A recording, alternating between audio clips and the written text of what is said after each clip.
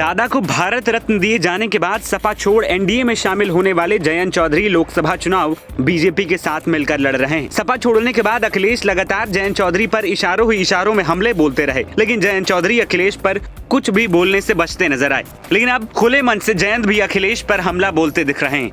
कभी एक दूसरे के साथी रहे समाजवादी पार्टी के नेता अखिलेश यादव और जयंत चौधरी के बीच अब जोरदार बयानबाजी शुरू हो गई है। रविवार को अखिलेश यादव ने सहारनपुर की पीएम मोदी की रैली में जयंत चौधरी के शामिल नहीं होने पर अब तंज कस दिया है और बिना नाम लिए यहां तक कह दिया कि उपेक्षित होकर अपमान का घूंट पी रहे हैं। दरअसल शनिवार को जयंत चौधरी को पीएम मोदी की सहारनपुर रैली में शामिल होना था, उसका ऐलान भी हो गया था, लेकिन जयंत चौधरी मंच पर नहीं दिखाई दिए, जिसके बाद अखिलेश यादव को जयंत पर हमला बोलने का मौका मिल गया। अखिलेश ने सोशल मीडिया प्लेटफॉर्म एक्स पर लिखा, पश्चिमी उत्तर प्रदेश में जिस प्रकार भाजपा की घोषित संयुक्त रैली में उनके साथ गए दल भी अपनी जगह नहीं बना पा रहे हैं और उपेक्षित होकर अपमान का घूंट पीकर रह जा रहे हैं। उन्होंने आगे लिखा, यहाँ तक कि अपने प्रत्याशी के समर्थन में की जा रही रैली तक में वो हिस्सा नहीं ले पा रहे हैं। इससे साफ जाहिर होता है कि भाजपा का गठबंधन गांठ बंधन बन चुका है और वो पश्चिमी उत्तर प्रदेश में समाचार भर के लिए बचा है, सच में नहीं। भाजपा पश्चिमी उत्तर प्रदेश में हार मान चुकी है।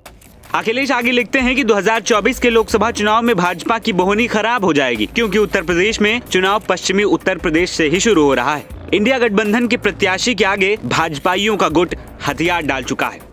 बता दें कि लोकसभा चुनाव में बीजेपी और आरएलडी के बीच समझौता हुआ है। चौधरी को अपने साथ लाना एनडीए के लिए महत्वपूर्ण है, क्योंकि रालोद का उस क्षेत्र में जाटों और किसानों के बीच प्रभाव है। चौधरी और अखिलेश यादव के बीच समझौता होने के एक महीने बाद फरवरी में रालोद और भाजपा के बीच समझौता हुआ था। ये बदलाव तब आया जब भाजपा ने पूर्व प्रधानमंत्री चौधरी चरण सिंह और जयंत चौधरी के दादा को मरणोपरांत भारत रत्न से सम्मानित किया था। बात करें पिछले चुनावों की, तो 2019 के चुनाव में बीजेपी ने पश्चिमी यूपी में 27 लोकसभा सीटों में से केवल 19 सीटें जीती थी।